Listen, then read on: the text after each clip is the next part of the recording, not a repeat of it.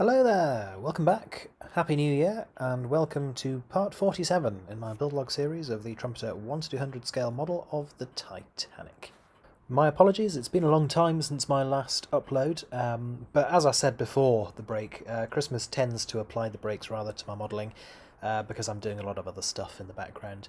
And since the new year, I've also had quite a few other projects that I've been trying to get on with as well. I'm making a resin table for a friend. I've been retiling my kitchen, which has taken an awful lot of time, although it has been very good fun, I have to say. And I've also been restoring a miner's lamp that I managed to acquire from a charity shop in Newcastle. So, I've had a fair amount of other stuff on, and besides that, work has just gone absolutely manic recently. But anyway, enough of me complaining about my woes. Today I am working on the second class staircase entrance on the boat deck. So this is the aftmost of the deck housings on the boat deck, and really I had too much footage to do this in one single episode, so I'm going to space this out over two different episodes. But over the two, I will be covering absolutely everything about this, so there'll be, painting, Scaledecks, both the 3D printed ventilators from the KA set, and photo-etched ventilator cowls, windows, lighting, or all of the gubbins that go onto this particular part.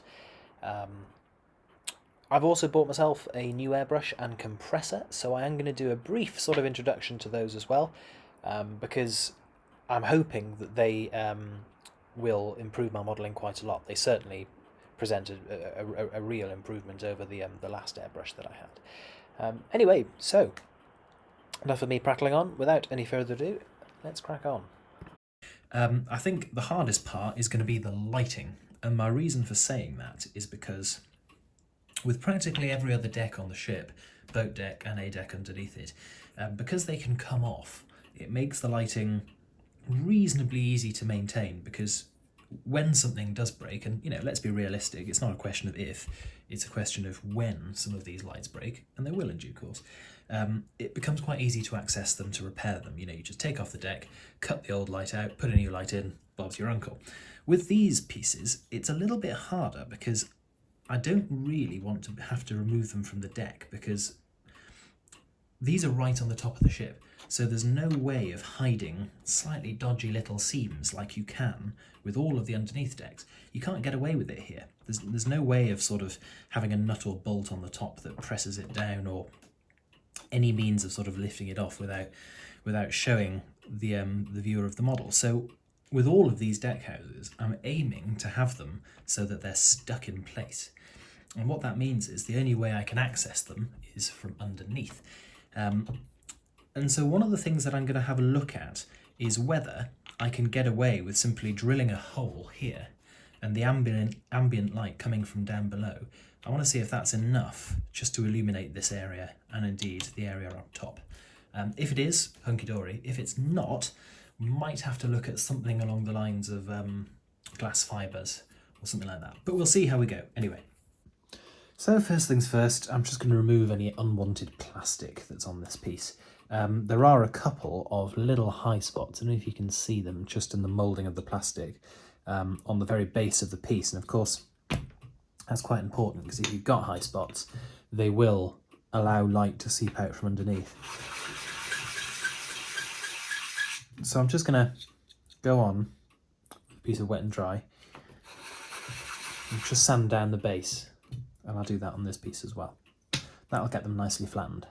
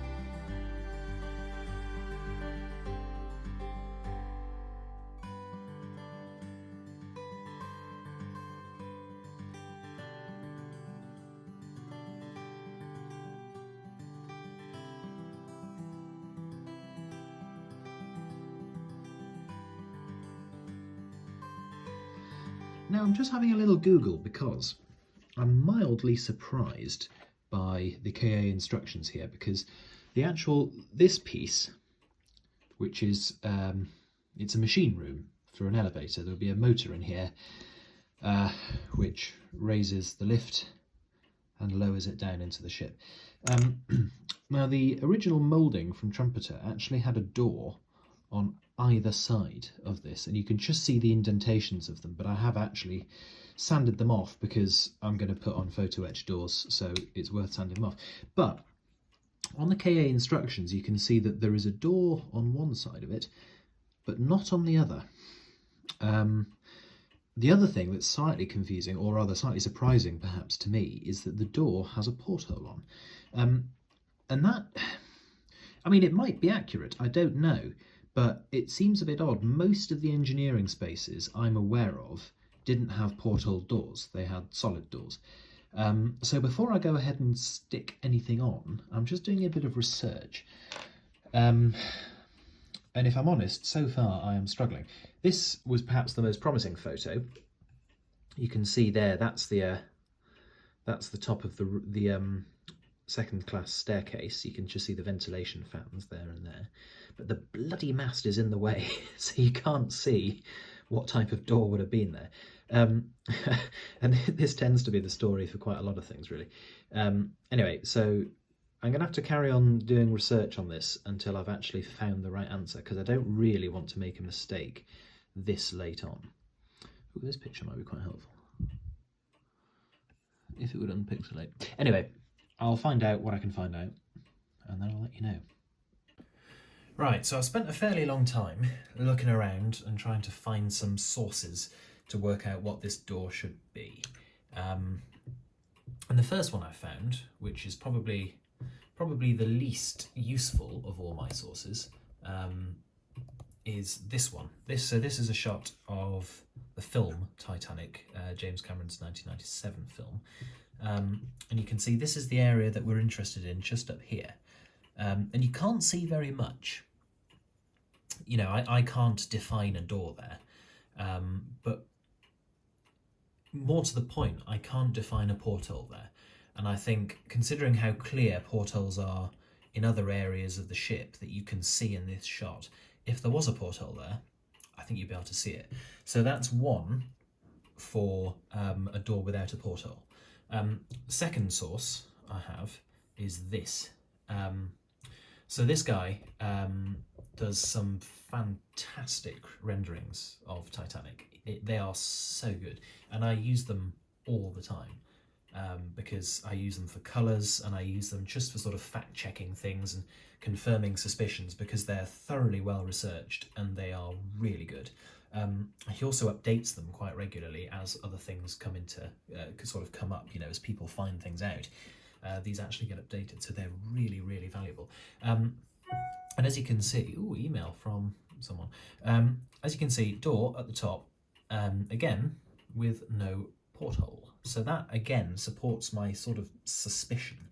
And as I say, it makes sense to me that there wouldn't be a porthole here, because it's an engineering space. No passengers are ever going to see it. It just seems a bit out of character that there would be a door here with a porthole. Now, the final source I've got is this one. And the reason I say this is the most useful is this is actually Titanic on her maiden voyage. So this is about as first-hand as you can get. And this is the area we're interested in here. You can identify it because you can just see next to it. That's the piece we're interested in. You can just see there's one of the vent fans here. So that piece there is what we're interested in. So if I pop that on the top, that's what we're after, you see. And as with the Titanic movie image, you can't really define a door there, but equally, I can't see a porthole. And I think if a porthole was present, I'd be able to see it in this image, and I can't.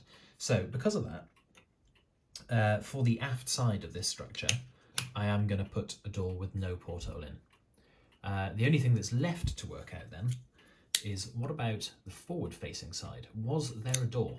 Now, my suspicion is probably not, because, I mean, look at it. It's a small room do you really need two methods of getting in such a small area? I would be surprised if you did, but a little bit more research and I'm sure we'll find out what the best way to proceed is. So, I found a couple of photos, but nothing concrete showing that there wasn't a door at the back. So for now, I'm going to go on the basis that there isn't. If something comes up that shows that there was, I can always add a door in later. It's harder to take one off than it is to add one in and retrofit. So that's what I'm going to do. I mean, you know, fortunately, enough people who know about Titanic watch these videos who might be able to sort of give me a heads up and say, actually, Robbie, there was a door there, or no, you're correct, there wasn't a door, whatever. Hopefully, someone might be able to let me know if there is a door or not, because I'm struggling to find any information. It's a tricky place to really see on the ship, because you're only, you know, you're not far behind the final funnel, so most photographs don't include this area. It's very difficult to see this area. So anyway, for now, that's what we're going to do, and I'll start adding photo etch to that effect. Right. So after great discussion and debate, we'll get this door glued in place.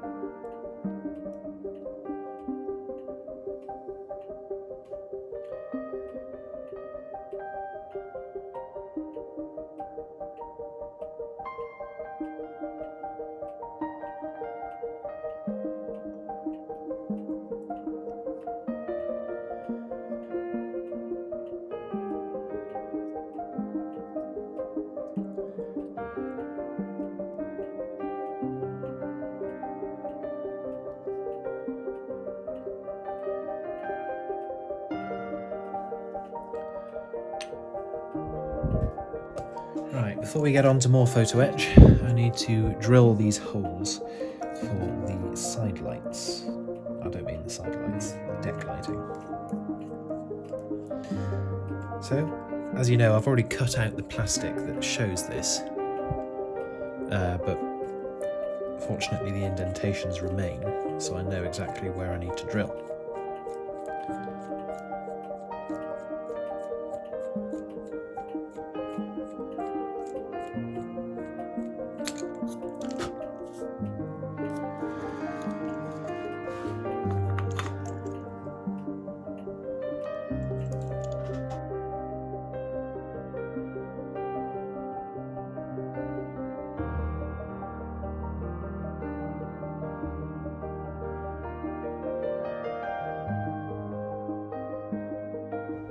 Right, that's the doors on, and these doors have already been painted with etch prep, so we don't need to do any more. We can just go ahead and paint this.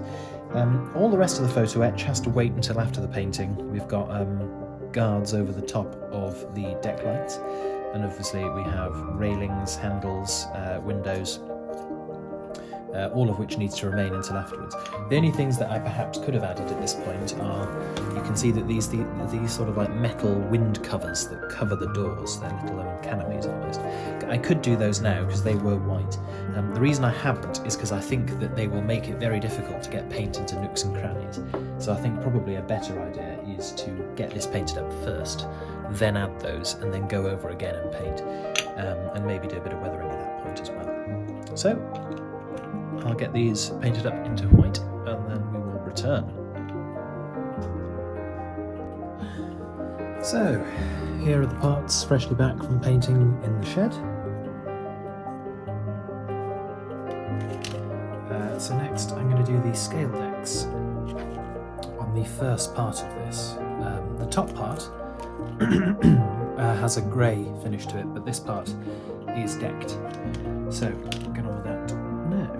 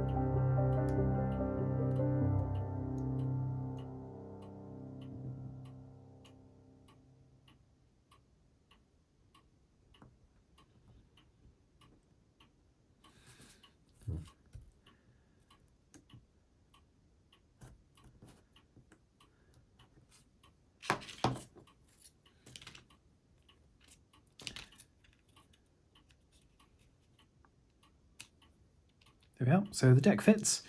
It's a bit of a loose fit over the next side stage up, but that doesn't really matter because the plastic's going to cover it anyway.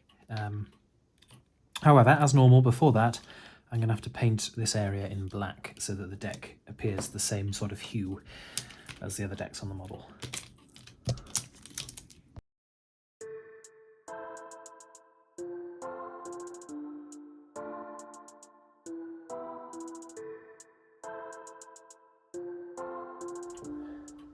Now, just while I have the black paint to hand, I'm going to do a little bit of brushing inside these ventilators.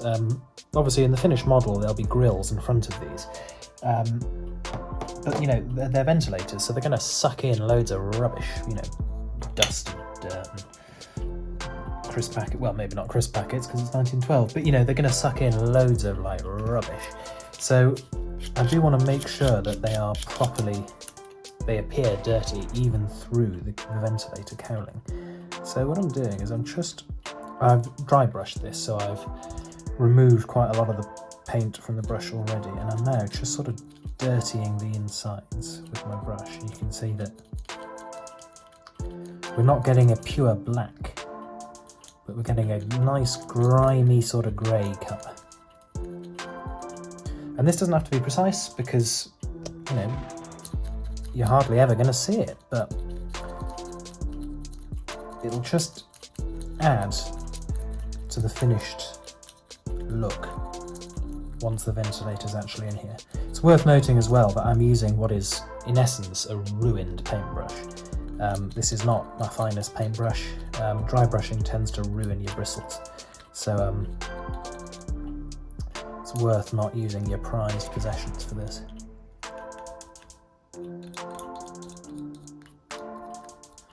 So there we are. And once those ventilators are in place, that'll look pretty nice, I reckon. So, as always, now we're moving on to the decking.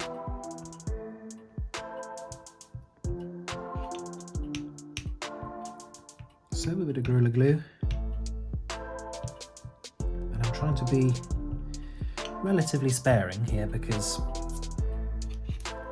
there's not a huge quantity of actual surface area which this is going to get glued down onto, so don't want to use too much.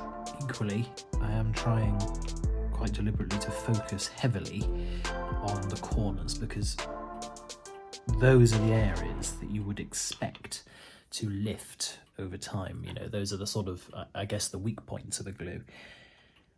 So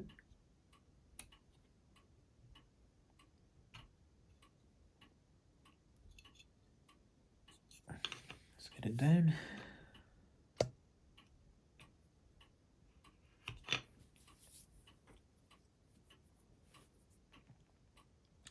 And now we just need to sort of work it in a bit more. So to be honest, with this, normally I've just used whatever is close at hand to make sure that the deck is sitting flush.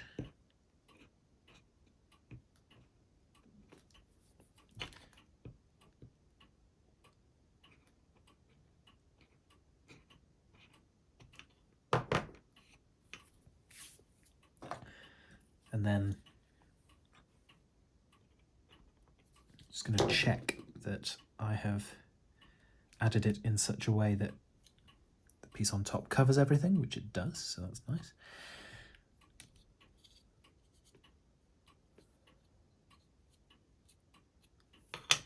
So now it's just a case of clamping down and allowing it to glue.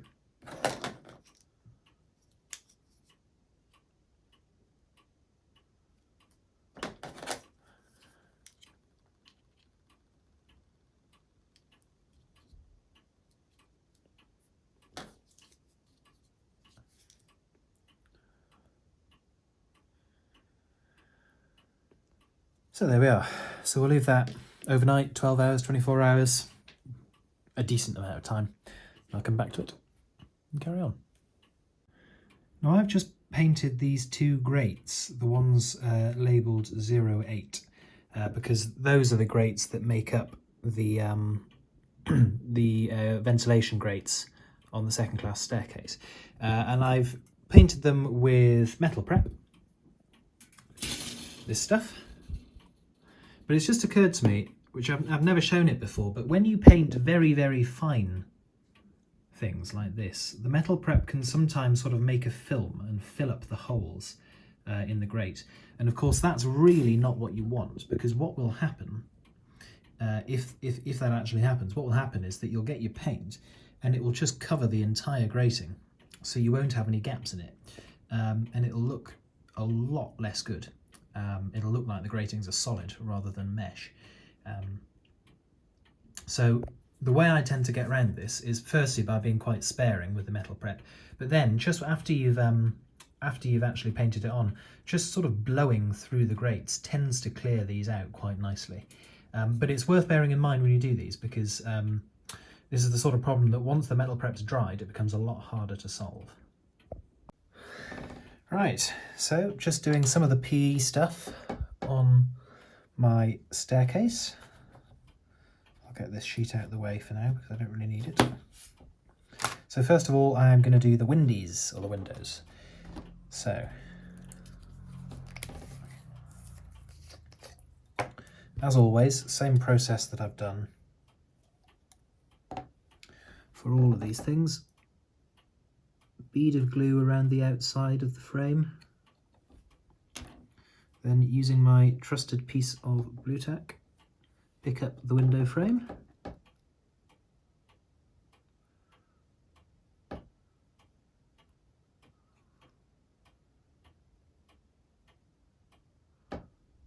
and plonk it in position.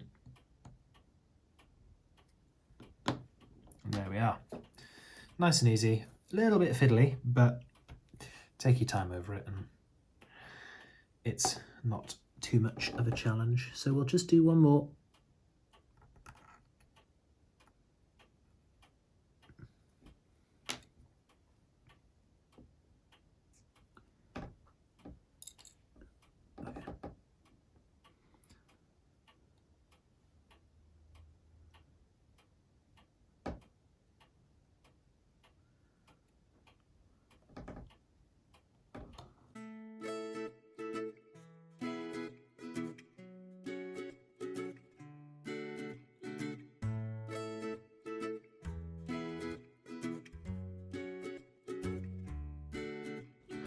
Right, I'm now doing the lamps, the surrounds for the lamp, I should say, which I'm going to leave as brass, because the actual surrounds for the lamps were brass.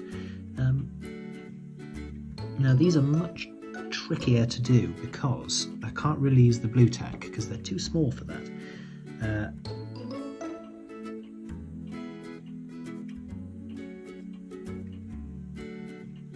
So what I'm doing, admittedly not very effectively at the moment, is using a pair of pliers.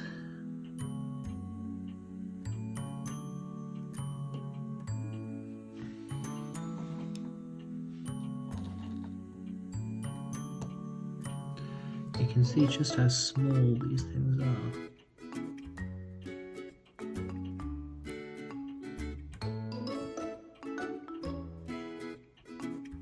There we are. And of course the thing that makes it even harder to do is that they're not just a perfect circle. They're a circle, but they have 4 points on them. So I don't know if you can see this here. But you can see that the part actually has 4 little nubs on it. And that's those are the release catches. So you know, you'd have a brass back and then it's sort of a ring with the glass inside, which you could unscrew and release. And so those 4 pieces are those sort of release screws. But it means that you don't just have to get the thing in the right place, you also have to orientate it the right way as well, and it all becomes very, very challenging.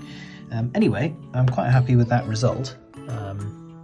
So we'll move on to the next 2, which are both on the aft part of the piece.